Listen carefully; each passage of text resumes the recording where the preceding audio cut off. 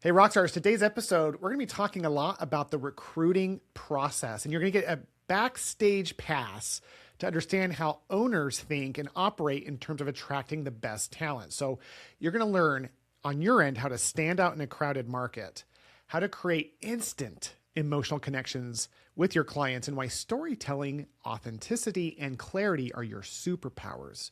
Jimmy McKay breaks down how to communicate with impact, cut through the noise, and make yourself unforgettable through the way that you speak, write, and show up. And this is a professional radio host. This guy knows how to communicate. So if you want to elevate your value, build trust, and open more opportunities for yourself, this episode is a must listen. Let's get into it. Will Humphreys back on the show. I prepare. You're a podcast host now. Let's talk podcaster to podcaster. Yes, do it. And this wouldn't have been a thing to talk about 4 years ago, but now lots of people have podcasts, yourself included. The Willpower Podcast, boom, already 18 seconds in. We've already got the mention. Good. Get out of the way. I feel like the call to action's already there. This has been a home run. No, I appreciate that. How much or little do you prepare for an episode? Or does it matter what the topic is? Does it matter who the guest is? Does it matter? It matters to me. Absolutely. So it depends on the person. Absolutely. There's people like you that I don't want to prepare. Yeah. If I've got a Jimmy McKay, then, and by the way, I want you on my show. I think it'd be fantastic. All right. I think it's one of those things where like, it's more fun to get into the moment with people who are top of mind thinkers. Yeah. There's also some really brilliant people, as you know, who just need time to prepare. And those people I like to prepare as a way of helping bridge that gap. So yes. If I have a guest coming on with a complex topic I know nothing about, I'll typically do more research. If I've got a Jimmy McKay, one of my favorite people in the world who I know can just spew brilliance, then I don't like to, because it actually ruins it. So I think you're right. Yeah, that's how I approach these things. Just so we're clear, I prepared 0 for Will today. And my preparation is like a little, like, it's a little, yeah. I used to prepare crazy amounts. And then I was like, okay, I know what I need enough to get enough. And then I'd be offended if you prepared. I think I would literally be like, dude, you know me. Let's just roll. Let's kill this. I probably should have had like the dates of the thing we're going to talk about. Like, but I've got you know the dates. Like, who cares? Like, there's my source. But that's right. So wait, what's new? Like, I literally just want to ask what's new, because you're like me. You're doing whatever you're doing now is different than what you're probably doing 6 months ago. And you're probably doing something in the background now that 6 months from now we'll have another reason to talk. But what is now? What is the present? Yeah, my whole focus now is virtual assistants. That I don't know if that was last time we talked or not. Have we talked about that? It was the last time we talked. And it wasn't really a thing in the world. Like, it was a thing in the world, but it wasn't as big of it. It wasn't. Yes. I had 4 other companies. No kidding. I had 4 other companies. 30-second background for people who are like, who is this guy? I am a physical therapist, used to have a private practice, really sucked at it, got a lot of coaching, got decent at it, sold that thing for $7 million in 2018, started 4 other companies. 3 of them became multi-million, almost had a heart attack, decided virtual assistants was the future for me. And that was just 1.5 years ago. And since that time frame, that is my entire focus, is helping virtual assistants offload every non-clinical role in a company. We have over 150 clients across the country, over 250 virtual assistants working for us. I'm going to Tokyo in like 3 weeks after Christmas to go be with them for the next year's strategy and planning. This thing has totally just taken off. It has been by far the coolest thing I've ever done since becoming a physical therapist. Virtual Rockstar. Virtual Rockstar. You're leaving out, as your sidekick marketing director, you're leaving out a big chunk. You're sort of stealing a page out of Bombas or Tom's shoes, because the people you're employing to do the work, the people who are paying you are getting a deal. Yes. So they're getting good work. It has to be quality first. It's got to be good. Got it. They're getting it at a rate that they're like, oh, okay. Yeah, no, this is a good rate. Like, it matches the quality is better than the rate. So like there's a good ROI there. I can tell you the exact numbers if you want. Like, it's incredibly useful, because compared to an American employee making $18 an hour, what they would pay to hire one of my people will save them $20,000 a year of profit. So that's the savings. They hire a virtual assistant, and it's the second fastest growing trend in healthcare, right? So what's interesting is Huge. Virtual assistants are coming in. Most PT, OT, SLPs are slow adopters of technology. So many people initially are like, I don't know if I want to get that outsourced feeling to my clients, not realizing how different this is. And so here's our big secret, Jimmy. We pay our VAs a lot more than my competitors. Not only am I specialized, right? Yeah. So we pay them 2 to 3 times what they would make for most. So my margin is 10 to 15%. I'm telling you on a podcast what my profit margin is. And why? Because I want to pay those VAs as much as possible so that my partners in America, it's almost like an Avatar when they get on the horse and they bond. Or like if I can create that the hairs come together. Like if I can get the PT owner, OT owner, SLP owner to connect with their VA and they become family, then and they tell me the money savings is great, but what they love is not having to work to find someone that's offloading them. And by the way, shows up like it's life-saving money, because it's life-changing money to these VAs. This is what I wanted you to do. Now go to the other side. This is where I was saying you're sort of taking a page from Bombas socks or Tom shoes where it's like buy one. So what you're really doing also is we love to save us some money, right? So I'm getting something good.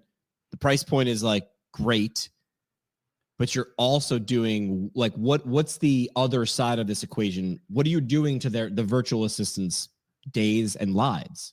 It is bringing them out of poverty. Literally, we have the first time I hired a virtual assistant, Jimmy, was for my old billing company. I hired a virtual assistant against my greater desire because medical billing companies are known as like the kiss of death when you outsource overseas. But I hired my first girl. Let's call her Amy. And do you know why? Because her name was Amy. Okay, and Amy, and so Amy, I offer her the job. She cries. And I'm like, I've never had anyone cry before.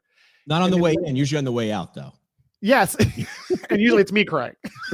So she, and then she shows up every day, like powerful. She actually made the Americans work harder because she was on the team going, what else can I do for you? And so what's interesting is I found out later that Amy bought her family their first refrigerator, their first car, took her dad out of a really inefficient nursing home and took him into home and cared for him because she was making so much more money. And so when my partners, my friends started saying, hey, Will, help me do this. And I kept telling them no until they kept saying, dude, we're offering you money and you're saying no to us. That's when everything shifted. And so because recruiting is my favorite thing. That's what my summit, my upcoming in-person thing we're going to talk about is all about, because recruiting is not about hiring. It's about fulfilling our purpose as leaders to make more leaders. So wait. This is like marketing and sales. These two things are tied. Recruiting and hiring are like it's biz dev, right? Biz dev is the new patients and the new hires we make. So this is marketing and sales for building your team. So then if they're different, which they are because they're different words. So what is recruiting and what is hiring? Yeah. So recruiting is just the general term we use to describe the entire process of getting people to join our team and to buy in. But we don't think about recruiting outside of just bringing people on to hire. See, hiring is the actual act of them coming on.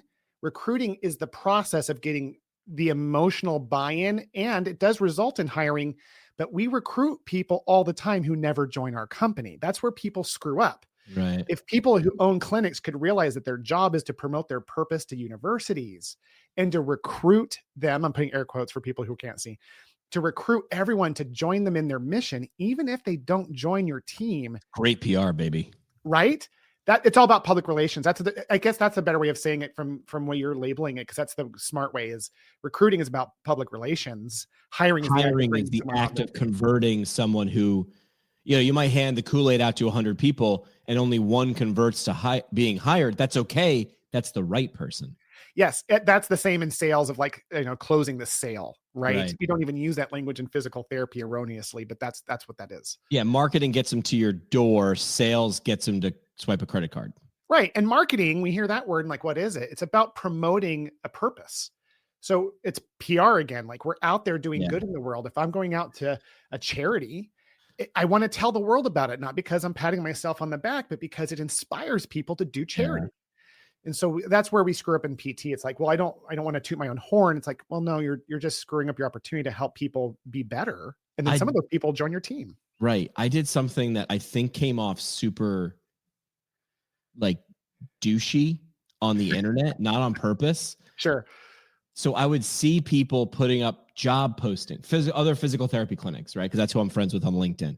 They would put up job postings, and I would reshare their posting, but I would rewrite their ad, and it didn't go over all the. It wasn't 100% success rate. Why were they offended? Were they offended because they felt like you were minimizing them? Not minimizing them. I think they were like, mine was fine, and I was like, it was not fine. And here's why. Yeah, and you know this.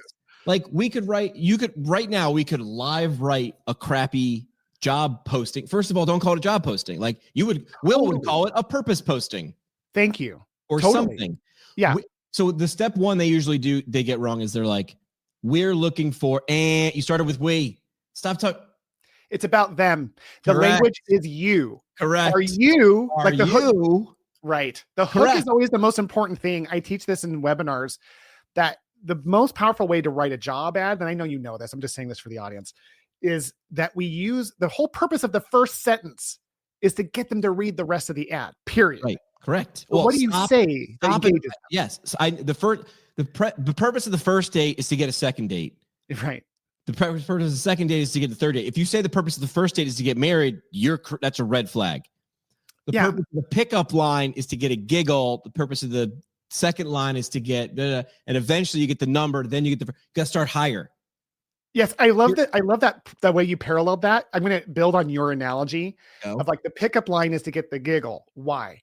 Because we're trying to differentiate. Yes. We're trying to create a connection like you were doing with your hands and an emotional response. So how do you do that when you're doing an ad? Well, on text, right. Right. If you're putting it in LinkedIn, not LinkedIn, sorry, I'm thinking of Indeed. You can do LinkedIn, but Indeed is more commonly known. So the sentence needs to speak to your ideal hire's fears, dreams, hopes. And so, for example, instead of saying we are looking for someone to join our great company that gives great quality care, which, by the way, stop saying quality care. No one cares about your quality care. That's vanilla mayonnaise. That phrase is vanilla mayonnaise, man. You think you're better than everyone else? You're not. You're not. But you are better in other ways that you don't even know. Right. And so in that hook, for example, if your avatar, your ideal hire is a student, maybe it's someone who's been out of school for a year, the hook could be like, have you been out of school working as a physical therapist and feeling disenfranchised with your decision to become a PT? And you're like, yes. Yeah. Because maybe you have programs that would speak to someone like that who's maybe a little experienced, doesn't need full. And so everyone's avatar is different. All the hooks are different, but you want to build an avatar based on what you do best. And you can always, if you don't know where to start, go find the people who love your company the best. Who are like the people you wish you could clone. Go, why do you like it here? What is it about you that you liked about it?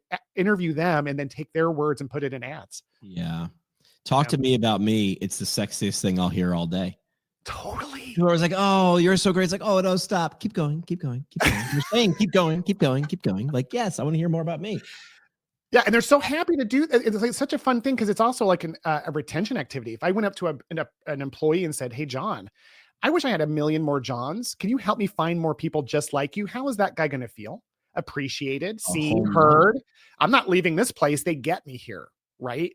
So leveraging them becomes this like team effort, not just the owner's effort quietly in tears at night. To everyone, to the internet, to the void. Right. I'm just going to fling it on LinkedIn. The answer is just spend more money on LinkedIn. I'm like, is it though? Is it? Right. No. Did you see what I was doing? Have you seen what I was doing we're recording in early December. I'll put this out fast. Yeah. So it still has context.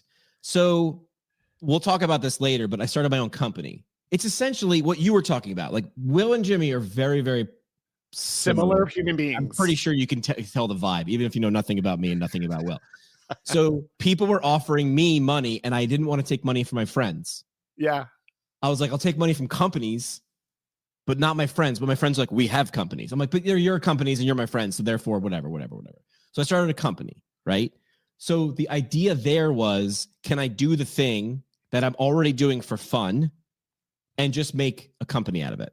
At the same token, I do like to have consulting clients or clients I just work on projects. So the thing I'm doing on LinkedIn, so I'm doing it in public, which is where the sneaky part is. So my last like 5 posts were, if at MedBridge, tagging MedBridge, if MedBridge hired me tomorrow, here's the first 3 things I do. And then I give them in public 3, I think, great ideas. Great ideas, but might be criticisms, right? No. Just ideas of, well, I mean, hey, listen, I went to MedBridge's here's what I do. I go to MedBridge's website. I look very quickly. I do not dig because no one's going to dig. Your average person is not digging. If I don't see it, it doesn't exist. So I go to MedBridge's website. I'm like sort of taking mental notes. I'm recording what I'm like a doctor doing an autopsy, right? The kidney weighs 3 pounds, whatever, like, nothing remarkable. So I'm looking at MedBridge's website. Cool. And then if they have social channels, I only go if I'm linked from the website. Because someone might be like, we have a YouTube channel. I'm like, not linked from the website, doesn't exist. I'm not looking for you on YouTube if it's not linked. So I'm making mental notes, and then I'm just snapshotting everything that I'm doing. YouTube looks like this. They have a lot of success. Their vibes. I'm just verbally processing everything, and then I go, what do I think their strategic goals are? I'm guessing. I'm making a guess. This is an educated guess from the outside, but everybody's making an educated guess. Your consumer is making an educated guess of, what do you do? How does it make my life better? What do I need to do to get it? And then I write up 3 fictitious ideas. They're not fictitious. They're real ideas. I said to MedBridge, for every, steal a page out of Tom's shoes, for every American CEU, for every year subscription, I'd give one away to a country, underdeveloped country. And at checkout, I would offer to Level Up for $5 to now create a micro fund to get internet access and devices to those countries. And I would probably partner with World Physio, World Confederation of Physical Therapy, because they already have the infrastructure. Put that up. And then people start chiming in, and people are like, just regular people are like, they don't work at MedBridge, but they're like, that is a really good idea. How come they aren't doing that? And then people who know people at MedBridge start tagging people at MedBridge. And now I have a meeting with the director of content in 2 days. No way. And it might not go anywhere. And MedBridge is already a good company. How cool is that? Going back to like lead gen and marketing and promoting a purpose and like doing good to the world. Like it's just amazing how it invites opportunity. It invites like these wonderful opportunities that we never would have dreamed of. But could you do that for a post on LinkedIn to find absolutely the great clinician? Yes. Make it a story. I know it's going to take you longer than it would if you just wrote the standard 5-sentence, we are looking for a great clinician to join our team. But people, it's mayonnaise flavored ice cream, man. They ain't eating it at all. So that time is wasted. I'm going to say triple down on telling a story. And now, I don't know if you've seen this thing, Will. There's this stuff. I don't know how to explain it. It's called AI. You can do this very freaking quickly. So do that. It's a power. You could chop down a tree with an axe, or you can use a chainsaw. Your choice. No one else is doing this anyway. Like it's one of those things where like the few companies that have an online presence who are leveraging LinkedIn are automatically better than anyone who's doing nothing, because most people in our industry don't do squat. Correct. So here's one thing I want to just promote. Something that you said that I thought was super powerful. I want to double down on is that the reason the MedBridge idea works so well is because you legitimately are passionate. It wasn't a tactic to get the meeting. Right. Now, you're not dumb. You understand that's going to be a product potential, and it does inspire that. But it's an alignment of both of those things. Right. So we're not doing the posts to get a hire. We're doing the posts to inspire. Hi-oh, Will's always making it rhyme. Yes. And then the hires come as so what's cool about that too is that when we're doing something that's inspiring, I loved it. We love to do it. So it's not work. It becomes this thing of like, I can be consistent. I can post 3 times a week on LinkedIn because every week in your case, you're finding a company that you can use your brilliance for to serve in some general way that the public even benefits from hearing. And then guess what happens? People get tagged and you get interviews. So the idea being that we have to find, it always starts with inspiration. And that's why when we recruit VAs, it's so vital that we know what's really driving the heart and soul of our clients and the VA. That's how you make that avatar hair bond. So it's one of those things that you could do this to recruit. You could do this to find a spouse, for crying out loud. You could do this. Yeah. Recruiting to me is such a crappy word, because it's really about this like art of building people around us and helping us serve them. And guess what? The product is they serve us. And so we do that when we get married. We do that when we find partners and businesses. We do that with strategic partners. When Jimmy and I get together, that's all we do. And that's it's like the best part of life is that thing that we just use this crude term in business called recruiting. So then, okay. So we just talked about recruiting, but then there's hiring. So what is that now? What's the pickup line? What's the, like, help me understand hiring then, now that I understand what the difference is between hiring and recruiting. Yeah, this is such a fun conversation. I knew that they would think that we spent weeks preparing this. So hiring is the agreement, just like marriage. And I love that you went there in your analogy, because what makes a marriage successful? Is it because we dated well? That's like saying we're hiring well because we recruited well. It does make a difference. Matter of fact, it's the main thing up until the agreement. But as you know, and as I know, once someone's married, it's a whole new world. Right. So what's the starting line, not the finish line? Yeah. And so the thought I want people to think about is that when we are hiring, that's the actual close of the sale. That's the end in mind of the recruiting process in the business terms. But it's the beginning of this long-term relationship. So the way that I'm going to phrase this is from Stephen Covey. Everyone here should know this. And if you don't, please go read this book. It's a win-win agreement. So we create in that close, and this is where people screw things up because they're desperate to hire. You've got a pulse, come join the team. Right. But when they're recruiting correctly and they're inspiring and they attract the right mate or the right hire, then it's a matter of like, let's build this thing through transparency, identifying every potential outcome that might or may not happen. And then let's make an agreement about what, as far as we can. And so when we hire someone, we start the only discussion we will ever have with that employee until the day that we die, not until the day they leave us. And here's what I mean by that.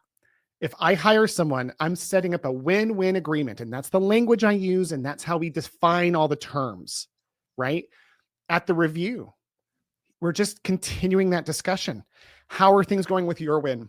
And as an owner of the company, it's not between me and the employee, by the way. I am a steward of the win-win relationship between them and this entity called the company, which is an embodiment of everyone. So I make sure as an owner or a leader, I am making sure both people win at that review and win. And my goal, and this is what I used to say when I used to recruit people, Jimmy, this was told to me as the most effective thing I ever said. My goal is not to hire you. My goal is to help you find your next job, whether that's with me or somebody else.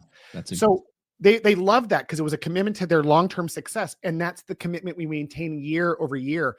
And when we fire people or they fire us because they leave, we continue that discussion. And if we start it powerfully and we do the best we can, because we're imperfect, to maintain that over time, correcting mistakes on both sides.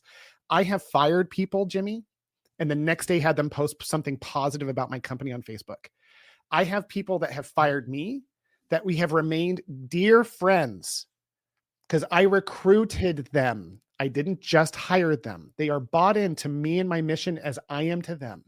And we are there to build each other. We just don't get to work together because it's no longer God's will, is how I say it. Yeah. I mean, so that's the hiring phase of it. I've heard it too. And this is like a side, but I think we're using a lot of parallels with marriage or friendships, which is, if you're super tight with someone in high school and you're not so tight anymore, it's just someone used an analogy of like, well, you guys were just walking on the same path for 4 years in high school. And then you went to college and that distance just brought you on different paths, but you might move back to your hometown like I did. And next thing you know, you're like, oh, now we're at a different phase of life and we're closer in proximity. But I also had friends that I was far away from, but still close in relationships. So it was this like, we're going to walk together for a while. Have you ever had a job that lasted your entire life, Will? No. No one does. So this whole, I'm going to hire for the best person ever. It's like, why don't we find great fit for as long as we're together and make that as great as we can and understand that my job, what you just said, my job is to help you find your next job, whether it's still with me or not. Gary Vee has said, I'm thrilled when somebody at my organization is getting recruited. It means that person's being seen and doing great work. And if you're looking to leave and this isn't a good fit, I want you to go somewhere. What do I want? Someone who's burned out and doesn't want to do the thing. This is what we're doing. If that's not for you anymore, it was, but it's not. want you to be happy. Yeah, and we all have the fear in those relationships of rejection, and that's what really drives us as human beings. So I want to just make sure everyone who hears this is like we all start there. I just want to open like with what you're saying, Jimmy. I want to open what's possible for them because imagine what happens when we remove that fear of rejection and they have the attitude that you just described. Let's just walk together as long as we're meant to walk together, whatever that looks like, knowing that there's another force out there, destiny, God, whatever you believe it is. For me, it's God. This idea of like, however long we get to work together, I'm going to serve you in that deeper, meaningful way as long as humanly possible. But I also know I'm not going to be with you potentially forever. So here's what that solves. If I hold that relationship with someone in that way, they feel safe to tell me when they're thinking about leaving much earlier, which gives me a chance to change things in the agreement. Or I've had people resign with 3 months notice. Like, hey, like, hey, Will, I just because I care about you and I know that you're not going to freak out by this. Your runway. Yeah, I think I'm really seriously thinking about this opportunity, and here's why you can't match it. And I'm like, yeah, I can't. Go do that. They trusted that I would see that and not make it hard for them. And not make their last 3 months awful and a living hell and make me want to bail out. Yeah. And I had one lady do that and then I was like, can you help me put the word out? And she ended up helping me hire her replacement. It was crazy. Like just that kind of mindset changes the whole game. Do you want to know how extreme it is? And well, radio's different, right? So I told my boss, listen, I'm going to become a physical therapist. I was a radio DJ in Northeast Pennsylvania. Yeah. And in radio, you put your 2 weeks in, they hand you a check and a cardboard box. We'll just pay you for the last 2 weeks. We're not putting you on the radio because now you got no skin in the, like, we have no idea what you're going to say. Like you might go rogue. Yes. Right? But you want to talk about the relationship I had with my general manager, Bill Palmieri. I actually owe that guy a call. I haven't talked to him in a while. The relationship we had, I was like, listen, I'm not leaving because I don't like you. I'm leaving the profession. Like, I'm looking at radio at, I think I was 28 years old. And I'm like, this isn't me at 38. I need to do something different. I'm going to go this way. I'm not leaving because I don't like the station. I'm not going to another station. I'm not, and I walked into his office fully prepared for him to be like, here's a check and a cardboard box because this is the industry, man. And he goes, how long can you stay? And I was like, I got to do these things called prerequisites. And I was, and it's going to take me a while, but I just wanted you to know because I love the station and I built it up for the last 7 years. I want it to succeed. So you got to get someone in my seat. Like, and I'll help you find that person if you want or not, whatever. And he goes, how long can you stay? I'm like, the prereqs are going to be a year and a half. And he goes, let's do a year and a half.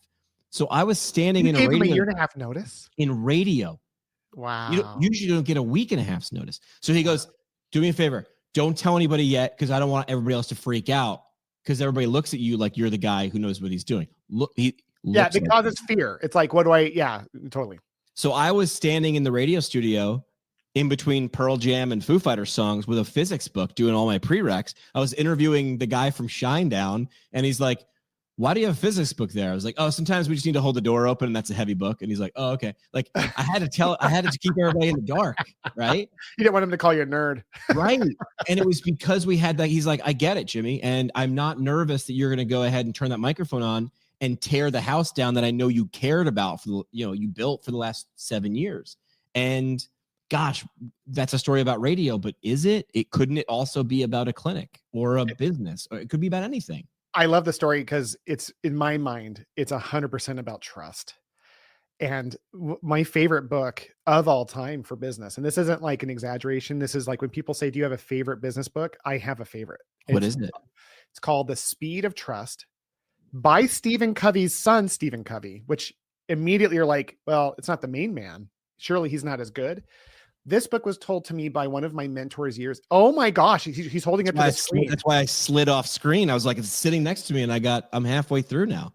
It's not an easy read. It's not one of those reads where it's like a parable. Those are my favorite books in terms of like the ease of reading. Story. Yeah. I can read it in 2 hours. This is like a 2 to 3 month project for me to read that much of a book that is that deep in concept.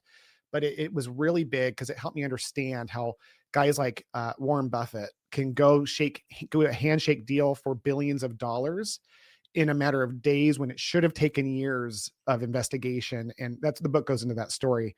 There's just all these things. So when we build relationships and when we're trying to inspire people through our personal or professional purpose, we organically build trust because we're authentic. Like, that's the thing about you, Jimmy. I have never seen you anything other than the way you sound on the show. In person, it's like you're talking to me on a podcast. You are who you are, and that invites trust. And so when we communicate, even digitally, that's where the AI component becomes either a help or a hindrance.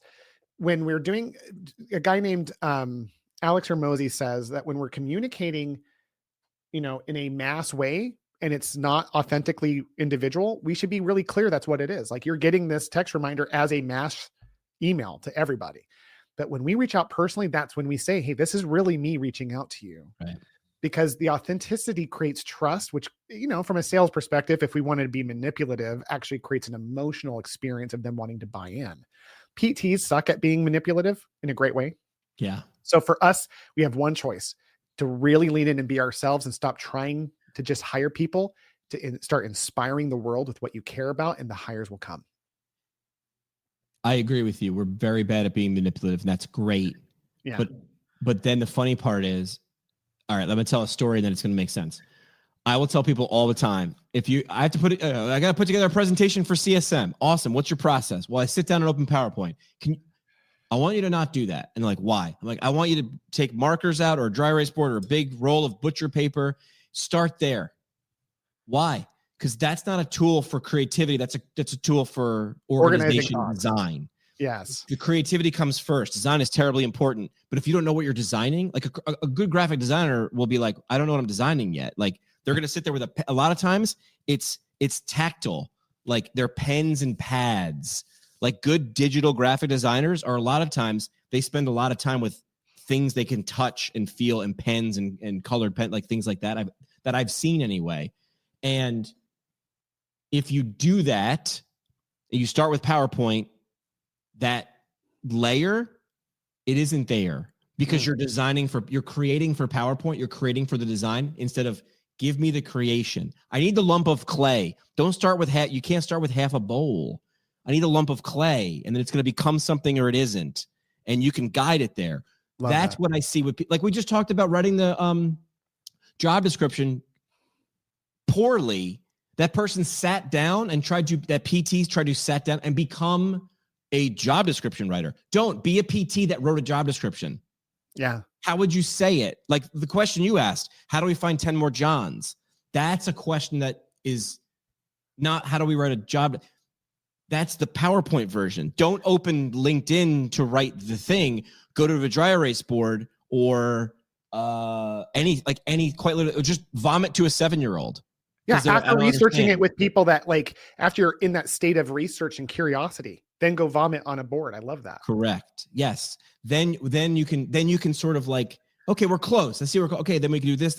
Do you have the idea? Yeah. How do you translate that idea into, and now it's going to make sense why I said, like, make a bowl or a painting. Now you translate the idea into a medium. And a medium is text, image, sound, video, clay, paint, watercolor. Like, those are mediums. That's why it's called media. Like, we use words so much a lot of times, we lose the meat. Where'd that come from? Why is it called media? It's because there's a medium. It's the thing between. It's between. How do I get it there? Right now, Will and I are on video, but we're also doing audio, and I don't know which one you're doing, but the conversation translates in both. You wouldn't want to read the transcript of this. This vibe doesn't work well in text. So you have to understand the media has to match the message. If it doesn't, and it's got to be aimed at an audience. So if we're going to go books, Simon Sinek says, start with why. I think you start with who. Ooh. And here's why. Why? Because if I'm communicating a message to my best friend Brian or my grandmother, different who. Even if I'm inviting both of them to my graduation party, different person changes what I'm going to say, why I'm inviting them. I'm inviting my bro because he's my bro, and I'm inviting my grandmother because I would be honored with her presence. And then as soon as I understand why I want them there and why they probably want there, I'm using my hands because it's like it's a Venn diagram where it crosses. That's what Simon Sinek's talking about. That's our shared why. My shared why with my best friend is different than the shared why with my grandma. So the message different. As soon as I get my shared why with my best friend, I can figure out 100 ways how, where, and when to tell him in a fancy invitation, in a text message, in a call. I'll drive by his house and yell out the window. Same thing for grandma. It's a different shared why, how, where, and when. The how, where, and when gets real easy if you can get to the shared why. So I agree with Cynic, but you have to start with who. Who matters? So your who matters. I need 10 more Johns. What's John like? Oh, he's extroverted. Okay, got it. Keep telling me why more. do I love John? Why does John love me? Like that curiosity mindset is what gets the creative juices ignited, which, by the way, I saw a really cool episode on a different podcast. It was this guy, he was a psychologist, talking about the part of our brain that creates happiness is the same part controlled by creativity. So when we are being creative, we actually start becoming happier as a side. I like it. Yeah, I love what you said. A couple of things I want to highlight there too, because that blew my mind, Jimmy. This idea that, like, using that invitation analogy, if I want to create a really cool invitation, I'm missing the point. When I'm wanting to create a really clear, meaningful extension, emotional connection, and the medium or media is a piece of paper, that shifts my thinking into like those curious points. Like, well, why do I want this person there? Why would they benefit from being here? What? And then that creates, and then that's the seed that starts design. And given not all of us are great in all of those areas, I suck at design. Me too. And so that's when we can leverage other things. And this is where AI becomes a hindrance or a help, is that if I go to AI and I say, AI, I need to create an invitation for my bro and my grandmother, it's actually going to do a fairly good job of producing something that will be clear. Right. Clear. Right. And a sentence. Here's how to use it as a help. I do that, what you said, which, by the way, I have to present I'm getting ready for a presentation that I'm going to keynote in a few weeks. And it just, the way that you said that changed how I'm going to do it. But this is a version of what I'm going to do better thanks to you. I'm going to go to my whiteboard and I'm going to take out my AI note taker, like a Fathom or a Read. I'm just going to hit record and I'm going to talk out loud to myself as I'm writing down all the different options. And I'm going to ask creatively, who needs to hear this message? What do I want to say that I'm inspired about? There's certain domains, of course, that I've agreed upon to cover, but I'm just going to go into that space and I'm going to spitball and I'm going to go back and forth and I'm going to draw up different creative, ideas. And then once I start narrowing that field down and I know what the purpose and the product is, and I know what the experience that I want to create is, and I have some key words and language comes in, then I'm going to download that note taker, throw it into ChatGPT and say, okay, here's the deal. I want to create an invitation that warms the heart of my grandmother. You're going to hear all about it in my discussion. And I just want you to pitch out 5 different ways to do that in a way using best practices. And then can you help me design it to create that emotional impact? Correct. Because at the end of the day, and I want everyone to hear this, if you're going to look for, well, how does it apply to creating a job ad? If you took out a piece of paper and wrote until you started to get emotional, and then turned and just started writing anything that comes to mind to hire, that ad will 10x whatever crap everyone else is doing. Yep. And so how cool would that be if I was someone looking for a job, and after hearing we are this and we are this and we are this, I had an ad that started with, I really want to find the person I can serve forever. I'm writing this without any context. I'm just trying to be open and honest. My benefits are just like, how different would that? I was thinking about that as you were talking, like, what if someone just poured their soul into a piece of paper that turned into an ad on Indeed? I was just like, I care so much about these things. I just want someone who cares about them with me. Like, I just think there's something to be said about authenticity. You led with the emotion that would touch the right person that was reading it, and it wouldn't touch the wrong person. And that's good. I want to weed out the people this isn't right for. This is who we are. I don't want more people applying for my clinic, because then they might be really great at getting the job, and then 3 months in, they're the wrong person, but they won the interview and I found a hire. That's not it. We used to use this exercise in radio. It was hard because in the radio I was in was music radio, right? So I was very much like entertainment. So I sometimes had 8 seconds to say something, or 48 seconds between songs. Jeez, man. So you had to cut like the length of time. So you learned how to get brief real quick.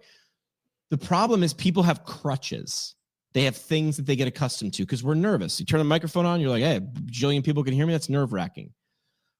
And you'd hear it you could start mid-thought just what you're saying. It was hard to teach people to do, but once you got it, you got it.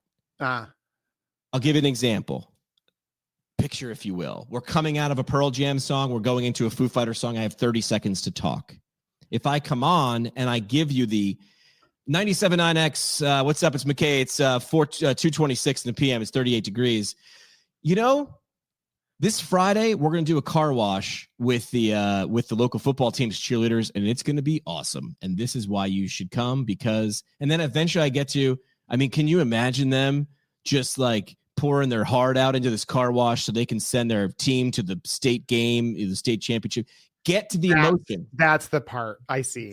So I would do air checks, which is us listening to what other DJs would just say. And I'm like, you talked for 30 seconds. You hit the emotion at 26, though. Start there. Your noise for 26 seconds and your signal for 4 seconds. We got to get to signal faster. Start mid-conversation. Stand-up comedians are great about this.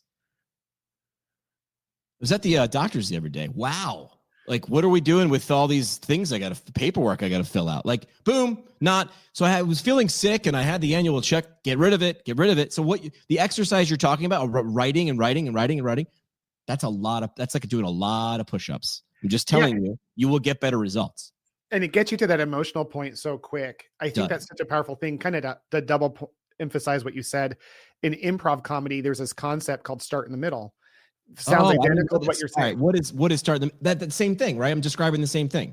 Okay, so for example, someone from the audience throws out a location called Starbucks, and then you say, okay, what's the relationship? Brothers, right? And it's kind of like if the scene begins with one guy going up to the other guy and being like, "Oh, hey, John, how's it going? Good to see you."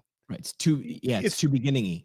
What if the scene started with like, "Were you out with my wife last week?" Yes. Now immediately we're in the middle of a conversation. We're right at that emotional inflect. We haven't gone through all the small talk of the relationship. We're getting to the core of the scene.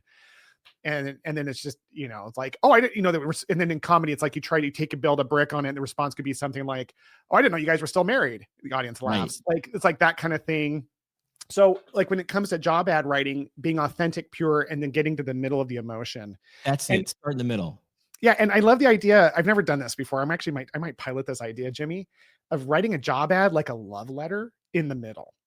Like, because, again, the example I gave earlier, I just edited myself. I'm like, in that example of someone pouring their heart out, it's like, this is what I'm looking for. I'm like, no, a love letter would be like, listen, I know you're out there. I know you're struggling. Yes.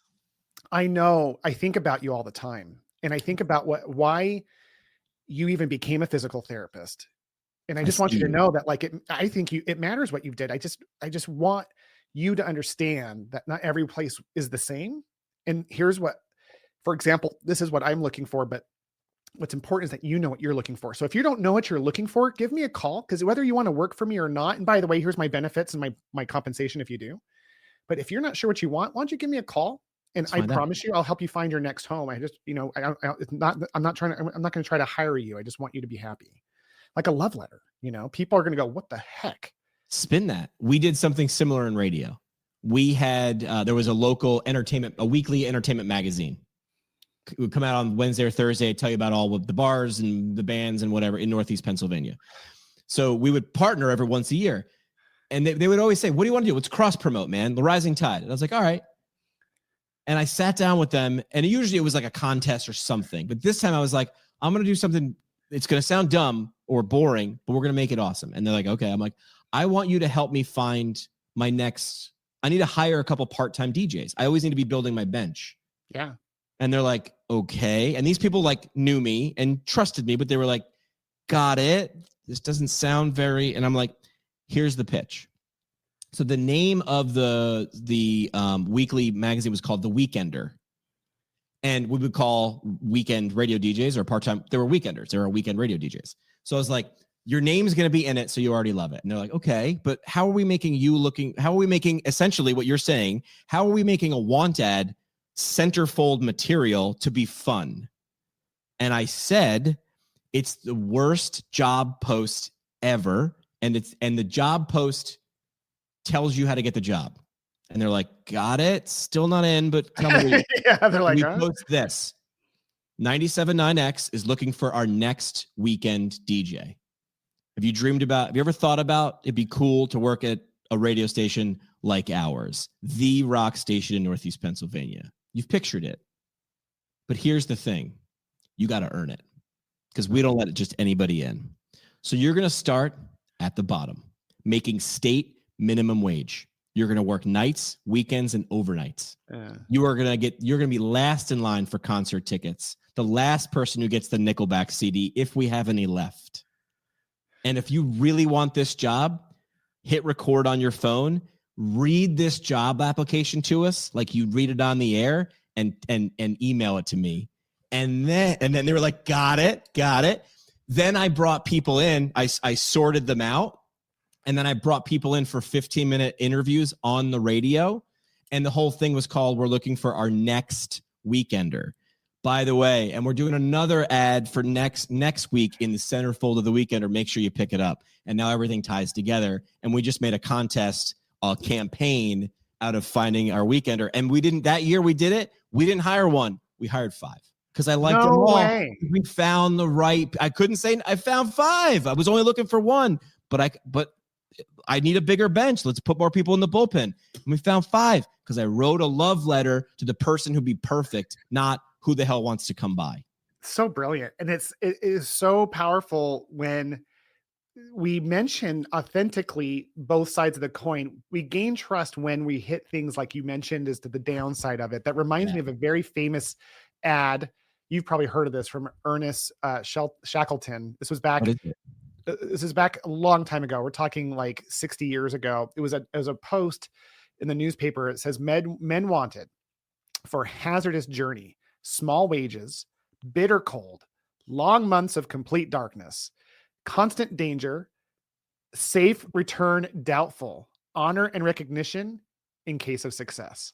It was about a voyage, a sea voyage that they were going to explore some new lands. And so, 2/3 of the ad is like downer, talking about the downside. And what's weird is that people really respond to that as long as we're clear on the big win.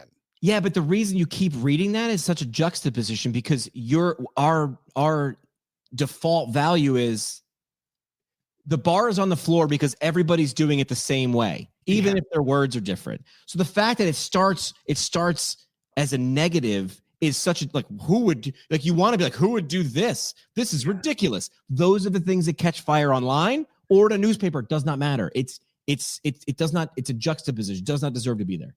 Yeah, it's funny because one of the things we're doing to hire VAs is we create resistance on purpose to weed commitment. So we're building this school group. If you guys are familiar with school, it's like a Facebook, online community.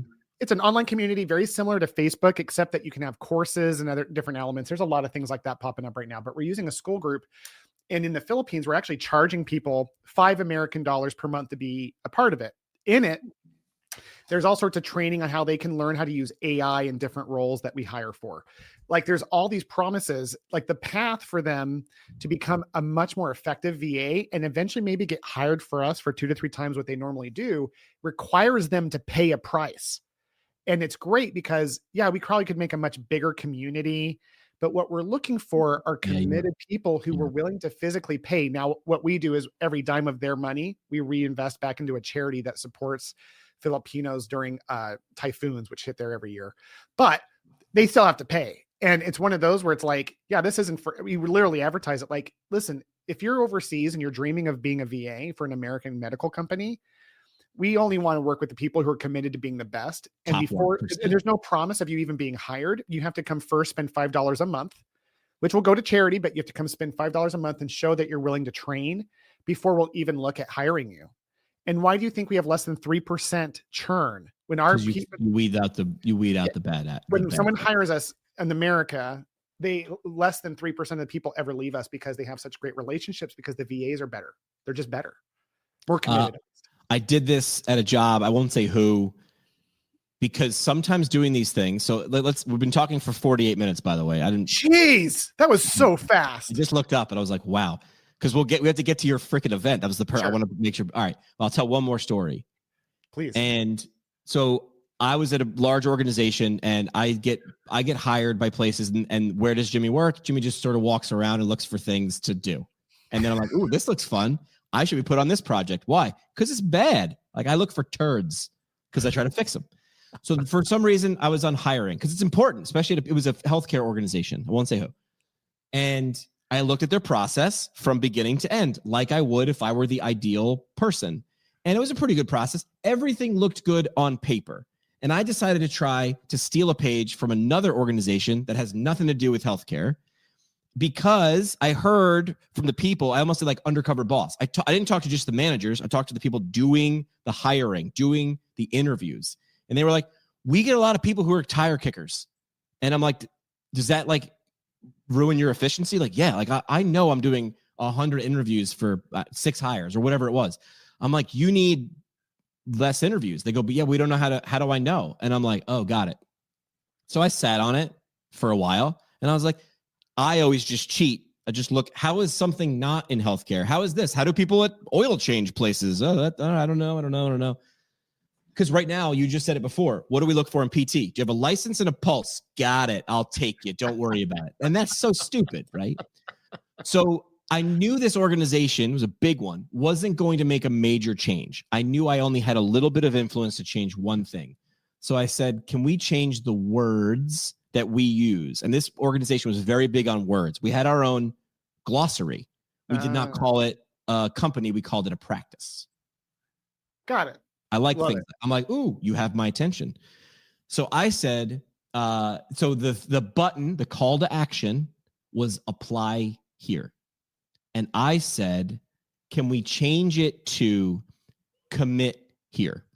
And can it be commit here, not just on a landing page, but everybody, like on the ads, when we talk, and we can track all these things because now they use, ADP or whatever. Like there's all these like resume tracking, hiring tracking. Absolutely. So I got this from the U.S. military. There are 4 main branches of the U.S. military. What's the motto for the Navy? I don't know. Army? Don't know. Air Force. Fly high. I don't know. Aim high? Good. That's usually the one people get. They get close. Yeah. How about the Marines? Few good men. We're looking for. No, that's the Army. Or is that? No, that was a movie about Marines. You're close. Has the word few. The few. The few that proud. The Marines, of course. I knew that one. That one I knew. Yes. When you go to the Marines don't accept. You want to apply, you go to apply to the Army. You go to apply to the Navy. You apply for the Air Force. You commit to the Marines. You commit to the Marines. We don't take applications. We take commitments. They fight club people. They fight club people. You're not tall enough. You're too tall. You're too fat. No. I want built-in resistance. Exactly what Will just said, right? The number of applications went down. Everybody's freaking out. You got to wait, man. Let them cook. The number of quality applications went up. So we were closing at a better rate. You did. I love that example of exclusivity. When we're being authentic, when we're targeting our avatar, we immediately are creating resistance. And that's what scares people. They're like, but if I'm just targeting these small people, they don't understand. You're static. You said that earlier. You're static. You're white noise. When you're clear when we are clear in our messaging and our language, and that comes from emotional like clarity of where we want to go and who we want to do it with, it creates signal and it stands out. It will detour all the crap that you don't want to deal with. And I'm not saying people are crap. I'm saying the situations that you just don't want to you don't want noise. You want signal. Yeah. And so my favorite phrase I learned from a mentor when it came to sales, and this used without the heart is a tactic that won't work, but it's called use SUE, S-U-E, scarcity, urgency, exclusivity. So we want to be, instead of saying like, if you've had a hard time hiring one position, but you only need one position, you don't phrase it like, hey, we've really been desperate. Yeah, you just say, do that. We say we only have one position. The first person who qualifies will take this position. And then you create, after you created that like exclusivity, then you create the urgency of like whoever hires it first.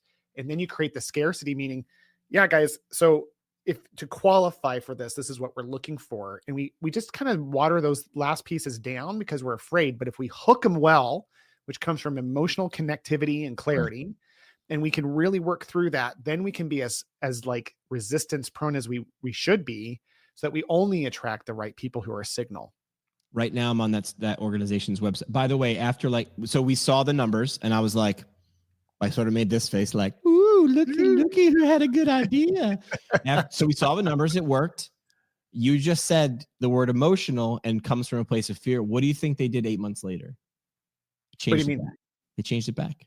They changed it back because they were after it showed that it worked. They changed it back. I haven't worked at this organization in years. I'm on their website right now. I click on their front page. It says where'd it go? Where'd the thing go? It says work with us, and then when you click it, it says, "You looking for a job?"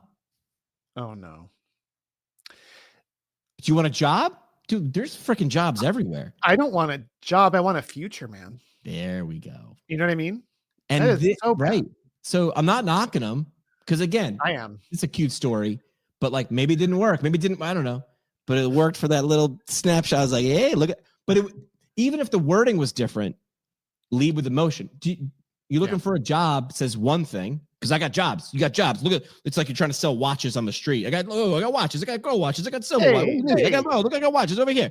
It's like, hey man, here's the best analogy.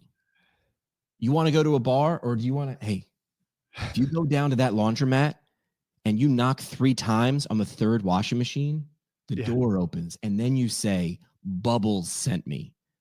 That's a speakeasy. Yeah. There's a reason it's got buzz. It's because nobody knows about it, which means it's cool. That's right. Exclusivity is correct. By default cool. Cool. You want to go to the bar? Yogi Berra said, I don't go to that. Nobody goes to that place anymore. It's always full. Right. So having that exclusive, like unique, nobody knows it but me kind of experience is so vital. I got to do sponsors and then we got to talk about your event. But I just looked at this is, I thought if you asked me how long we've been talking, I would have said 20 minutes. I feel like this is a masterclass though. I think this is like such a great time frame because people who are on this I'm hoping are having multiple takeaways. Yeah, I am. Empower EMR. They're built by physical therapists for physical therapists. If you're tired of clunky workflows, slow charting software that feels like it was coded during the dial-up era, Empower is the upgrade your clinic deserves. It's fast. It's intuitive. It makes documentation suck less. And that's the dream, right? EmpowerEMR.com. Also want to thank our new sponsor, US Physical Therapy, one of the largest and fastest growing PT companies in the country. Clinics coast to coast, leadership tracks, mentorship opportunities. How do you want to grow? And a culture that actually invests in their people. Wild concept, I know. Can I say something positive about both of those companies? Go. This is completely unplanned, and this is extra value for Sharif, the owner of Empower. Yes. Empower is one of the best, in many ways, the best EMR out there. I have lots of respect and love for other EMRs in different areas, but Sharif and his mission is powerful. I love Empower. I can go into more reasons on that. But I get nothing financially for saying this. I like to promote people I believe in.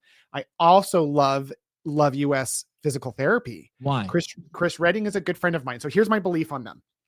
They are the only, well, not the only, there's another one, but they're one of the few super large physical therapy entities that still retain, they're publicly traded. They're one of the 4 publicly traded PT companies, but they are still operated by PTs. Yeah. And I've had multiple friends sell practices to them that years later say that was the best thing that they've ever done. Wow. And I get nothing for saying this. I believe in their whole board, Rick, Graham. They're just wonderful human beings. And honestly, like I don't even see them that often. So there's no reason for me to say that. I get nothing for saying this other than I believe in the profession. Yeah. And they're one of the ones who are doing it right. Love those guys. That's why we started working together, because they're on a podcast. And I was like, well, what were you trying to achieve? And they're like, and the big hairy scary with the marketing team was what we look like and feel like. It's hard to show that. It's hard to do that, especially at scale. It's like, how do we show people you should come work for us? Or if you want to, if you want to, have your clinic come be a part of us, that's scary because that's unknown, and confused people don't. Scared people don't. We freeze. So that they're large footprint, but they're like, it's hard to communicate those things. So when I do their live reads, like these are done on purpose the way that I do them, which is like the outro with that is if you're a PT looking for your next chapter or clinic leader wanting a bigger stage, check out career opportunities at usph.com. So it's like you're saying what they're looking, what you say hopes, dreams, and fears. I say bads and goods, which is like, what are the things that are holding you? What are you afraid of? What do you want to get to? What are your visions? That's what you sell, because the purpose of the live read on my podcast is not to get them to buy your clinic or for you to work there. It's to get you to take one step closer and go, I'll go to the website. That's why you should have one call to action. Only one, and clear as day, as easy as possible. Well, you could also do that. No. Different color button on your website, different color than everything else on your website. It is the good button, right? Do that. All right. So thank you to our sponsors for keeping us on. And look at that. I'm just love you guys. Love those sponsors. I'm going to take the recording of what you did, and I'm just going to hit play on the hotkey from now on. And that's the live read. It's real. Over that. All right. So I reached out a little while ago because I saw somewhere on the interwebs you're doing an event, and it has a lot to do with the things we just yammered on about for 55 minutes. What is it? And then who's it for? Let's just make it emotional. Who's it for? What are they trying to achieve? And how do they, it's an in-person thing. It's a 2-day in-person party that is so productive when it comes to helping people really learn the art of recruiting, training, and retaining their dream team. Yeah. We didn't even get to retaining. Yeah. This is the only event that hits those buttons this clearly. And what's cool about the event, Jimmy, isn't just that we have, of course, amazing speakers who are coming in who are specialists in marketing and sales and recruiting. We also get to speak with incredible students in the area. In Arizona, we have a party so here's one of the things that we're doing.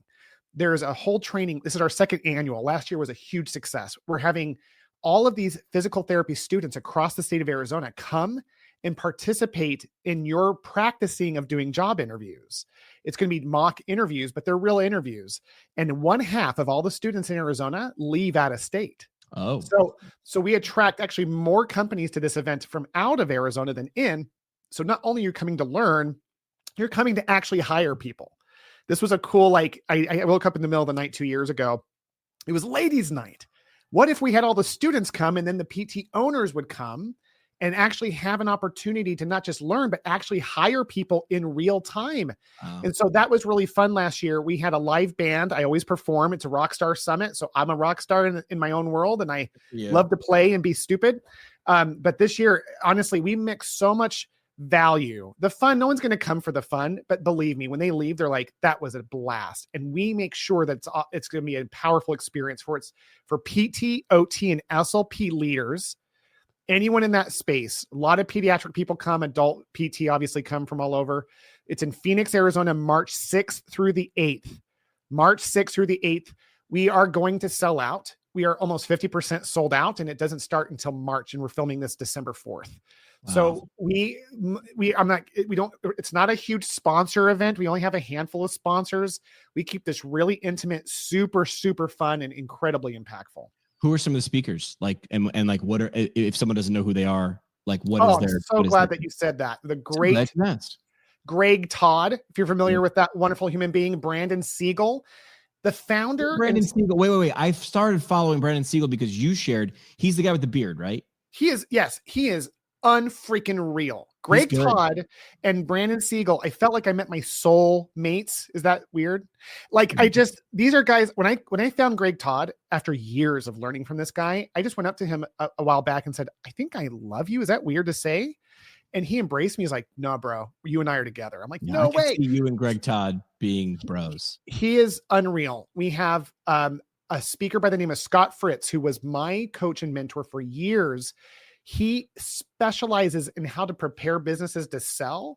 So he talks about recruiting, training, retaining from a place of maximizing your clinic's value. But check this out. We also have Chris Ronzio. He's the founder of Trainual, that online $100 million software that was invested in by sharks from Shark Tank. He's a good friend of mine. He's going to talk about how automating playbooks actually retains talent over time. It's stacked with some of the most amazing speakers. And it's a workshop as well. You're going to come learn and practice and hopefully actually make some hires. So you're looking for practice owners who are like this. I came out of PT school and did not understand. I thought it was always patient attraction as the biggest problem. And then the more you talk to people, they're like, that's really cute, bro. It's not it. But from the outside, you wouldn't know unless you pop into this. So this is for practice owners. Yeah. Is it any particular kind, any particular size? Or if you have this problem, this is the thing that solves it for you? Yeah, it's practice owners and leaders of PT, OT, and SLPs. And here's the thing. We get people who have single 1-2 locations. We also have guys there who have 20 to 30 locations. Mostly because my network of my friends, they all kept growing their practices after I sold. They come to make the hires and to possibly look for people to partner with that they could maybe even acquire. So it's one of those things where, yeah, we keep it small. Talk about exclusivity. Our venue only holds 100 seats and we're almost 50% sold out. Like we're almost 50% sold out. So for us, like we haven't even done aggressive sales or marketing yet. This is kind of the beginning of that. And so we have an end of year special. It's half off until the end of this year. So hopefully this podcast will get out to people because I'll do it starting tomorrow. January 1st, those prices double. I'll drop it tomorrow, the 5th. So, and where do they go? Where's your call to action, Will? Your one call to action, where are they going to find it? You want to go to www.summit.virtualrockstar.com. Once again, that's www.summit.virtualrockstar.com. Pick up your tickets. Look at the agenda, look at the speakers, but honestly, just get ready to make a difference in your team. The team is the legacy. It's the best part of our journey when we know how to do it. Wow. Well done. All right. We got some stuff to talk about off air. I want some insight from you. We'll do that. We'll do that in silence. But parting shot, what is it? Well, first of all, subscribe to Will. If you like this vibe, you could get this vibe. You could mainline this vibe. Willpower Podcast. Find that wherever podcasts are heard, or you can go to virtualrockstar.com and there's a drop down that says Willpower Podcast. Parting shot. What do you want to leave with people? I want people to know that they matter. That if you've gotten to this part of the episode, you are one of the few that are that committed to getting to the very end of those things, and that what you are dreaming about, the things that you are hoping to create, aren't just nice thoughts. It is important that you accomplish those. I'm going to ask those people who are in this state of listening that they don't just hear this as like a nice compliment, but a call out to step forward and to realize that dream because other people need you to. I love that. All right. Thank you. Thank you, man. That was honestly one of the best times I've had on a podcast ever. Love that. It was an hour and I was like, okay, that seems a lot. I don't know. It's going by really quick. All right. Will, appreciate the time, man. Thank you.